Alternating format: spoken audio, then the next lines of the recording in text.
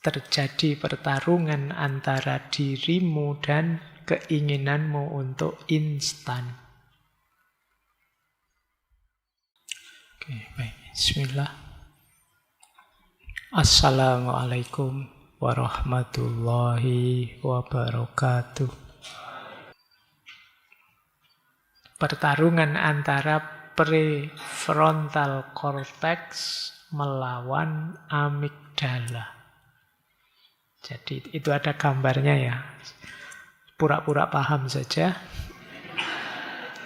Ya. Jadi kan otak kita itu ada bagian prefrontal, bagian depan, luar. Nanti ada di sistem limbik itu yang agak dalam, ada amigdala, juga ada hipokampus. Gambarnya seperti itu. Saya jelaskan fungsinya saja, kalau lihat gambarnya kalian bingung. Jadi amigdala itu kecil, ada di dalam, di sistem limbik. Ini semacam alarm emosi. Dia tugasnya apa? Mendeteksi kalau ada ancaman, bahaya, ketakutan, marah, cemas, emosi kuat lainnya. Itu biasanya di amigdala. Jadi dia kerjanya cepat, spontan. Saya bayangkan ya, misalnya tiba-tiba ada teman yang dari sana tiba-tiba berdiri terus lari ke sana kayak orang panik. Kalian semua akan tiba-tiba alarmnya amigdala akan bunyi. Waspada sudah semua, ini ada apa ini, ada apa. Itu amigdala. Bahaya. Biasanya dia meminta bereaksi segera. Mungkin kalian tiba-tiba juga ikut berdiri terus waspada. Itu amigdala. Lihat anjing tiba-tiba menggonggong, itu amigdala nyuruh kamu lari, lari, bahaya ini. Itu amigdala.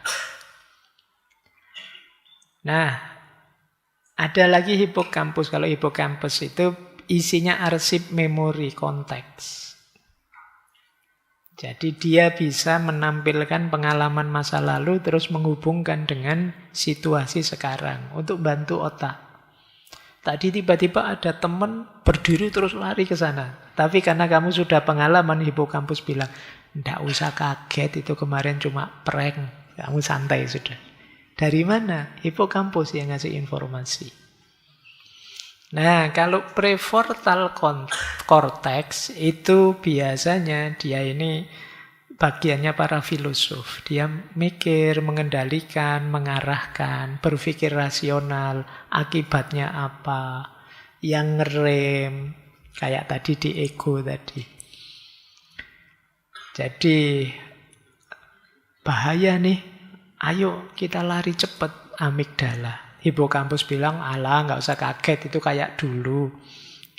Nah, PFC-nya, prefrontal cortex-nya dia akan tenang, pikir dulu baik-baik, lihat situasinya, tanyakan dulu pasnya.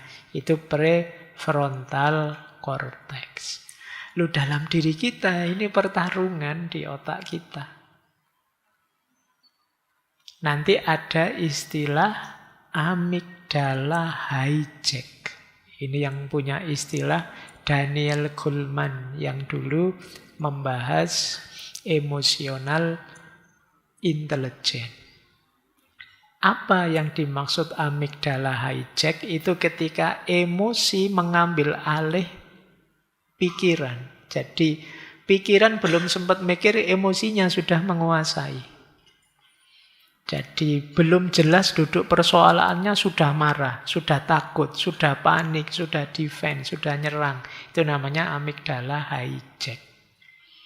Kalau sudah, ya hijack itu berarti pembajakan. Amigdala sedang membajak otakmu. Akhirnya apa? Prefrontal cortex-nya jadi lemah. Orang terus bertindak impulsif sebelum berpikir jernih. Jadi contohnya, kalau dihina langsung membentak. Kalau panik langsung menyingkir. Kalau cemburu langsung ngamuk, tantrum.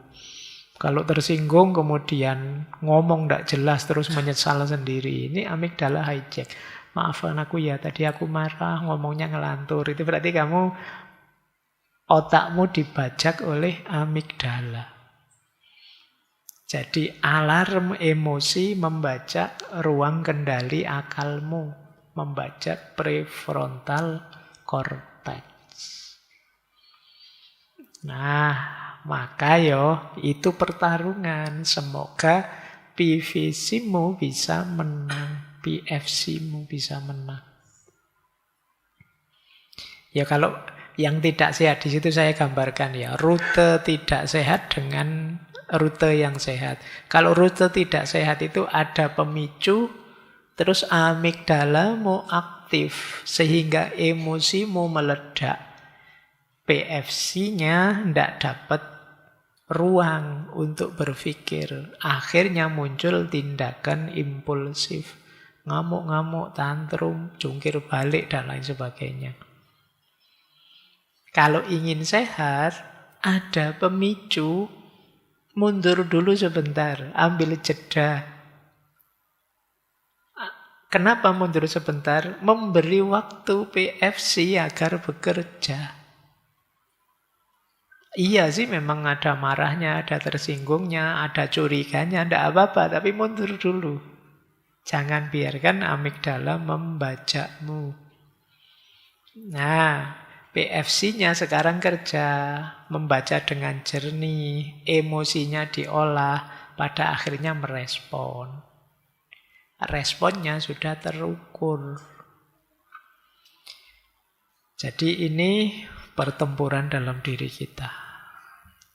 PFC melawan amigdala. Tidak tahu itu hubungannya dengan sepak bola apa-apa gitu. Yang tidak paham itu. Baik. Jadi sejak otakmu, hatimu, psikismu, jiwamu ada banyak sekali pertempuran. Jadi tadi kan jihadun nafas tadi loh. Entah kamu sadari atau tidak, maka penting kita sadari agar kita menang melawan diri kita sendiri. Baik. Saya tambahi medan perang lagi ya. Hari ini medan perangmu 100% lebih banyak. Dengan era digital. Lebih capek. Coba kita lihat. Pertempuran era digital. Jihadun nafasnya berbeda. Yang pertama, terjadi pertarungan antara dirimu dan keinginanmu untuk instan. Jadi antara diri dan nafsu yang instan. Jadi kan platform digital itu dirancang untuk menarik perhatian, memicu dopamin kita sehingga kita ketagihan, terus ingin kembali terus. Akhirnya apa? Jiwa kita diuji. Terus tidak sadar kita nyekrol. Tidak sadar, sudah 1 jam ternyata saya cuma, nah itu bisa. Kecanduan TikTok, Reels, FOMO. Kemudian ketagihan likes dan validasi. Temennya ngasih jempol saja senangnya luar biasa ya. Padahal temennya iseng saja sih. Kadang basa-basi saja. Kamu pamer fotomu jalan-jalan, terus temenmu bilang, pingin ya kayak gitu, padahal temenmu alah kayak gitu aja. Tapi kamu sudah terlena, kamu pingin di likes terus, divalidasi terus. Belum lagi banyak contoh ketagihan, pornografi, game online, judi online, belanja yang impulsif. Notifikasinya bolak-balik, kalau tidak Shopee ya Tokopedia. Ya kan? Itu kan pertarunganmu hari ini. Jadi kamu bikin arena medan perangmu sendiri. Yang harus kamu kendalikan, dan itu tidak gampang. Sekedar naruh HP barang 1 jam saja kan kamu tidak betah. Listrik mati. Wah, sinyalnya ikut mati. Sudah kiamat dunia bagimu. Sudah ketergantungan.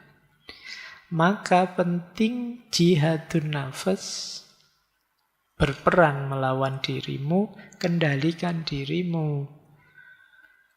Gadgetmu penting, tapi juga jangan setergantung itu. Bikin rumus delayed gratification. Delayed gratification itu kenikmatan-kenikmatan yang layak kamu tunda dulu sih, di-delay dulu deh. Iya sih asik buka YouTube terus, tapi ini kalau saya buka YouTube terus kapan skripsiku selesai? Kapan tesisku beres? Jadi enaknya YouTube nanti dulu. Itu delayed gratification. Lah kalau aku di kamar terus kayak gini, buka TikTok, buka Reel, kapan ketemu jodohnya? Kok ya berdoa, tiap hari berdoa, ya Allah pertemukan aku dengan jodohku. Lah kamu tidak keluar-keluar dari kamar, dari rumah, gimana bisa ketemu? Nanti nyari online, terus kaget, kok beda sama fotonya? Iya, maka itu pertarunganmu. Medan perang pertama era digital adalah dirimu melawan nafsu ketagihanmu dan nafsu instanmu. Medan perang kedua di era digital adalah melawan dirimu yang sering tergoda oleh distraksi-distraksi. Hari ini tantangan terberat kita adalah lenyapnya kemampuan fokus. Siapa di sini yang sejak ada ChatGPT rasanya kamu menulis sedikit saja berat? Kenapa begitu? Kamu sudah dimanjakan oleh ChatGPT. Belakangan saya sering melihat postingan-postingan itu ya pakai ChatGPT, pakai AI. Dulu lebih genuine, sebelum ada AI itu orang ngomong apa, orang bicara apa itu rasanya dari hati. Bisa kedetek, bisa terasa. Kadang ya meskipun kadang kalimatnya salah, kadang ruwet, kadang ngaco, itu bisa. Tapi sekarang begitu difasilitasi oleh AI ya, kemampuan menulismu susutnya banyak. Kamu susah fokus. Begitu madep laptop pingin nulis, ini mulanya gimana? Terus baru dibuka ChatGPT-nya. Gimana sih? Kamu tinggal mindah akhirnya. Gayanya awalnya malu-malu. Poin-poin apa yang penting? Beritu, tuliskan sekalian lah gitu. Iya. Ini banyak yang ketawa ngaku berarti ya. Oke, jadi defisitnya ya tetap ada dirimu. Mesinnya sih tambah pinter. Apalagi kamu nginput data tiap hari ke dia. Kalian yang susutnya banyak, bahkan sekedar untuk fokus saja sulit. Belum lagi kalau fokus itu diterjemahkan khusyuk. Wah, lebih sulit lagi. Membaca panjang kamu tidak betah. Rasanya kok membosankan, ya buku itu baca panjang. Intinya sajalah gitu. Maka konten-konten panjang itu kan terus kamu potong-potong. Kenapa? Kita kesulitan fokus. Kan banyak, bahkan acara-acara komedi pun dipotong-potong. Dan kamu lebih suka nonton potongannya. Versi panjangnya bagi kamu tidak menarik. Yo korban kelihatan ya ngaji filsafat. Potongan-potongannya kan banyak, macam-macam. Ada yang 1 menitan, ada yang 5 menitan, ada yang 30 menitan. Itu ya yang posting berarti cerdas. Ngerti kalau audiennya hari ini itu males berpanjang-panjang. Efeknya apa? Ya nanti berpikir mendalam juga tidak siap. Menikmati keheningan juga tidak bisa. Padahal tafakkur itu, spiritualitas itu kan perlu keheningan, perlu kedalaman, dan itu kalian tidak akan betah. Saya pingin nanti setelah tahajud saya mau tafakkur. Baru diem sebentar, tangannya ngambil HP. Sambil nunggu subuh rencananya tafakkur, akhirnya buka TikTok. Itu yang terjadi hari ini. Jadi makanya ada yang bilang generasi hari ini itu spend attention itu ya kemampuan fokusnya, kemampuan perhatiannya itu maksimal. Maksimal itu berarti paling top katanya ini 20 menit. Jadi 20 menit itu ya berarti kalau kalian ada orang ceramah, menit ke-21 pikiranmu melayang sudah. Jadi sekarang yang laku cuma kultum, cuma 7 menit. Itu pun kalau menarik. Kalau tidak ya tetap kalah. Jadi 20 itu maksimal. Mungkin kalau ada di sini ustadz atau guru atau apa ya perhatikan ya kalau kalian ngajar dan kalian ngomong sendiri ceramah, perhatikan waktunya. Kalau sudah 20 menit, improve lah apa gitu biar perhatian murid-murid, siswa, mahasiswanya kembali. Kalau tidak, mereka akan pergi pikirannya kemana-mana. Meskipun fisiknya mungkin di situ. Jadi, ini vitalitasmu harus dikembalikan lagi. Kalian tetap harus bisa dalam. Tidak dangkal. Nah, jihadun nafasnya apa saja? Melawan distraksi.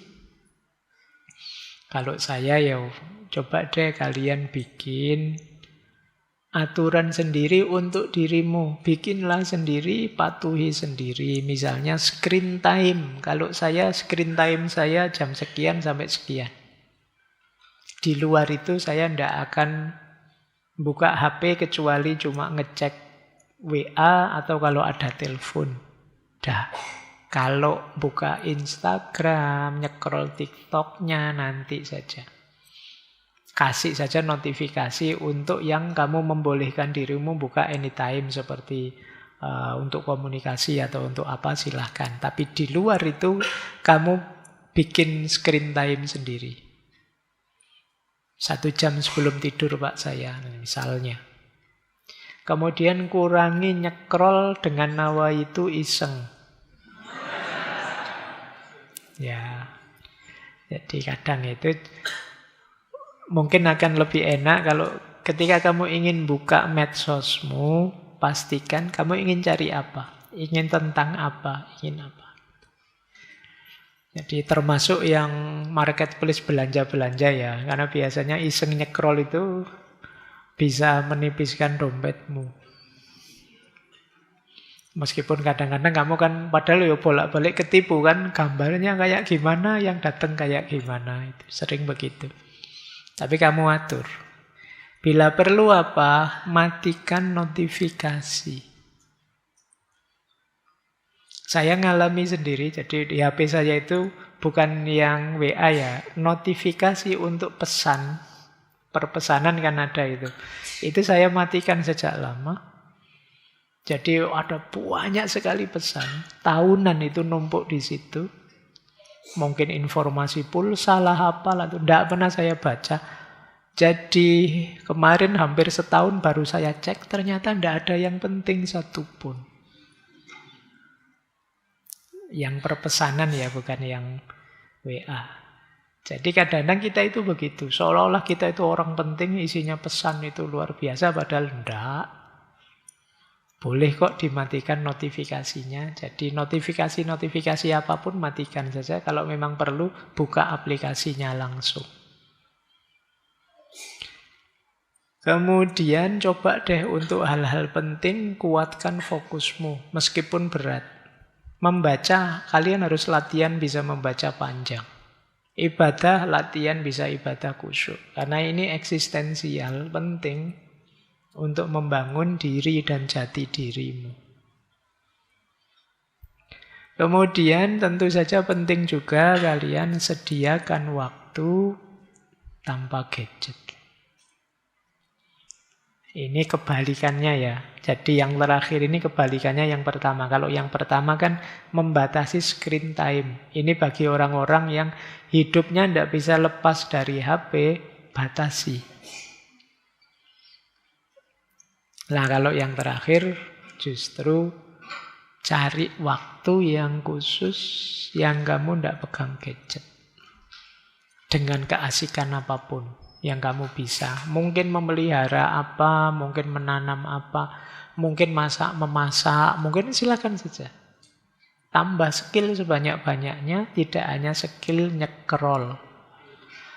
Ya, kalau nyekrol kan kamu cuma modal jempol saja. Tambah kemampuan macam-macam.